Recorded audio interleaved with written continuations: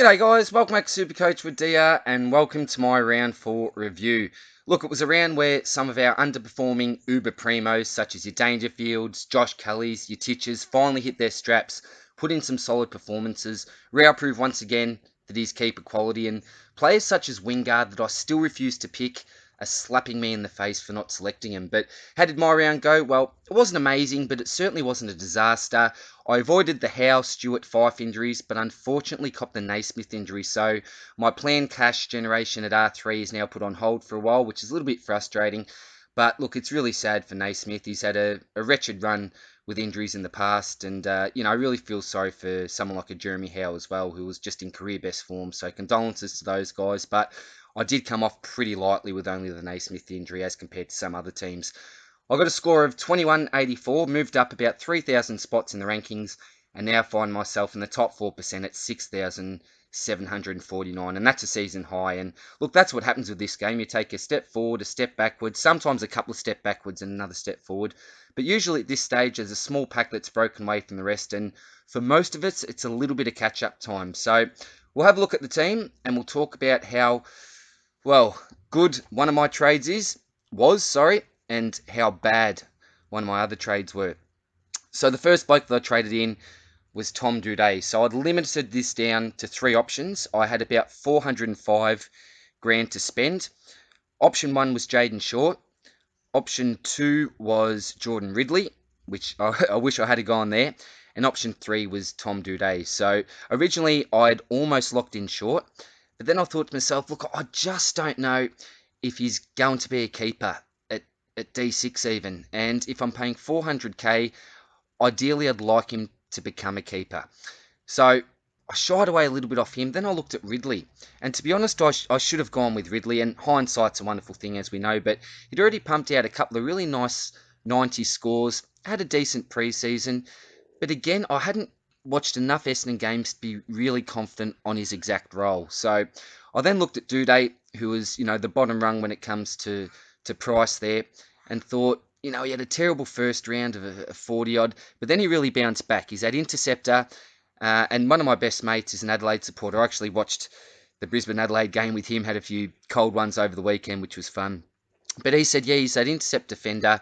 You've got Taylor that will lock down. You've got other blokes that can lock down. So I thought, look, at that price, even if he's not a keeper, that's still probably okay, because now that Rao's a keeper, probably one less trade that I have to make. Well, I'm assuming he's a keeper anyway. So I thought I can afford to probably upgrade Duday again if I have to. So looks like I'm going to have to be doing that. 48 certainly wasn't ideal. But you lose some and you win some. The one that I did win was Jai Simpkin. Well, and even then you wouldn't call it a huge win, because I traded out Ben Long and he finally decided to pull his finger out and score like he did in round 1. But look, I'm wrapped with the Simpkin pick. I've finally got him in. I've been keen on him for a couple of weeks now. And the thing that I was, that I am a little bit worried about moving forward, I suppose, and this is really the only thing, is when Ben Cunnington comes into the side. But Simpkin holds his own in the midfield there. Really important component of that midfield, I think, now. Offers something different as compared to some of the other blokes in there. So it doesn't worry me too much, but that's the only slight concern I'd have moving forward with the pick. So love the Simpkin. My Simpkin. I can finally say my Simpkin now. I've got him in the side, which is great.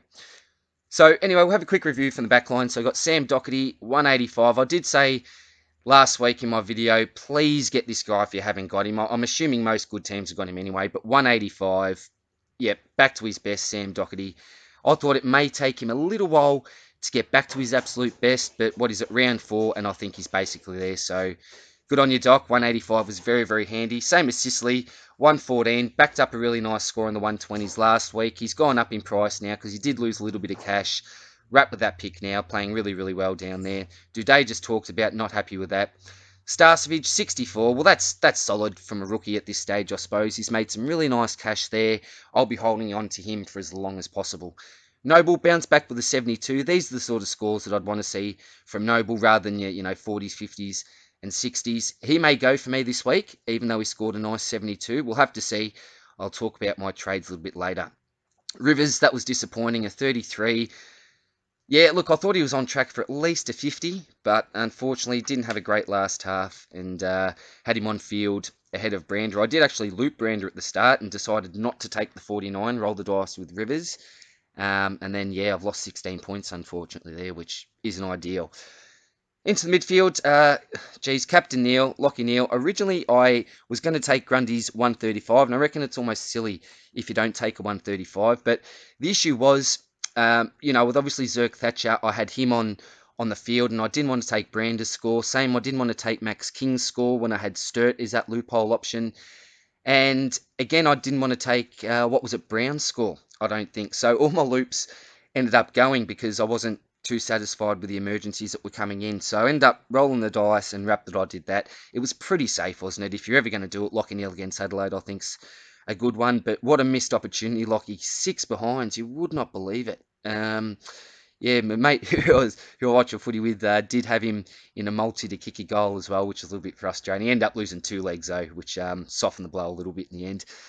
Cripper, not great with an 81, but I'm not too concerned with Cripper. I'm going to keep on to him and he'll hit form again. Got an average of 109, so not concerned there. A little bit concerned with Jack McRae. I thought after last week, given the fact that Dunkley was out, that he'd continue to score really, really well. So went back down to a 92. But apart from Bont, Bailey Smith didn't score overly well. I think he was in the low 90s as well. Bont took most of the points in the midfield. Wasn't that a massive game from Bont? You'd be wrapped if you're a Bont owner. Danger, wrapped. He finally came to play. So 140. This is what I've been waiting for. This is what I've been hoping for. Geez, really wanted to see the back of him. I was close to trading him out in frustration, but kept on to him and glad that I did. Hopefully that sets him on a bit of a run of form.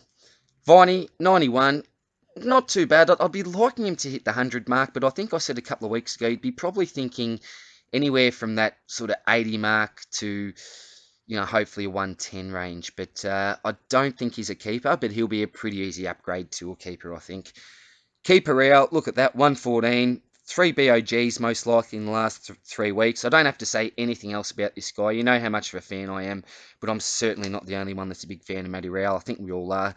Dev Smith came back down to earth a little bit with a 70 after 2 105s, but again, that's not too bad. He's gone up to 402 grand and hopefully can bounce back in the next week. Buderick, like many of the rookies, not a great score, but you can't complain too much, I suppose, with a 47 from someone like him. I suppose after last week getting that 80, expectations probably did rise a little bit, so that's why many of us would be a little bit disappointed. We want a little bit more, particularly if we had him on field. Brown with a 45, again, not great. Pickett Bennell didn't play. Grundy, yeah, back to it with a 135. Most people, I think, that had that vice captaincy score would and should have taken it, but I rolled the dice, as I said, because I didn't want to take those emergency options. If I was happy with, for example, Brander's score, then I probably would have taken that 135. Pitt and 8, not a 130 odd, but geez, we can't complain with 94. He's going to continue to rise up in price, and I'm keen to get Max Gawn ASAP. Naismith, as I said, unfortunately had an injury, so do you bring in someone like how do you say it, Cherry, the bloke from North Melbourne, whose name starts with an X, put it that way. Do we get him in? I'm not too sure. Certainly an option. I've got many, many options this week for my trades, which I'll talk about in a sec. Dusty, pretty average for an 81. All of Richmond were pretty average, weren't they? Simpkin, love this guy. Wrapped that I got him. 119. I had a heap of questions, Do I get Simpkin, Smith, or Petrarca? I recommended Simpkin, out of those 3 options. And I suppose after this week, it looks like a good decision if you did bring in Simpkin, but I'm not too worried with Petrarca, and I think Smith's still a really, really good pick as well. Segler, 86. Well, look, I'd take that against Max Gawn. He was in the 120s last week, but against Maxi, anywhere between an 80 to 100, I would have been fairly happy with Segler. Brayshaw, it's just mediocre all over the place with Brayshaw. I really want to trade him this week, and originally I was going to, but now that Fife's out, you'd assume that his time on ground would go up, wouldn't you? You'd assume that he'd take a bit more responsibility in the middle of the ground, so he may have another week. But if I do keep on to him and he still doesn't perform with Fife out of the side, then he's gone. So he'll be in my side for either 1 or 2 weeks. If he doesn't perform, yeah, as I said, he's out. Taylor, geez, didn't he take a nice mark there? Really, really exciting player. Heaps of X factor. 57, not the worst score from a rookie this week. King, 43. Did have him as my emergency. Could have taken that score, but obviously, you look to roll the dice on someone like a Taylor with only a 43, and Sturt obviously didn't play. So, an okay week. Nothing great, but, wrap that, I got Simpkin in at 119, and also wrap that Danger came back in particular with his 140 there. So, for my trades this week, well, I've got a few options up my sleeve because I'm assuming that there'll be a fair few teams with Fife. Well, I know there's 40% of teams with Fife. Howe's in about a quarter of teams, I think. A few teams with Stewart as well. What are people doing with Naismith? I know that there's a few people that have him stored R3 there. So, yeah, I could really take advantage of many people having to sideways this week by going one up, one down. So, something that I was contemplating, was going even someone like a Brayshaw down to a Stephen Hill and then going a Noble up to someone like a Haynes because as I mentioned at the start of the video, many of us are playing catch up at the moment, and we do need to look to bring in a couple of pods, I think, if we are falling a little bit behind the pack and we are going for an overall position. So Haynes is a player that I really like. I think he was at about 4% the last time that I looked. I looked over the weekend. So there's certainly an option there. As I said, we've got Cherry in the rucks in place of someone like a Naismith there.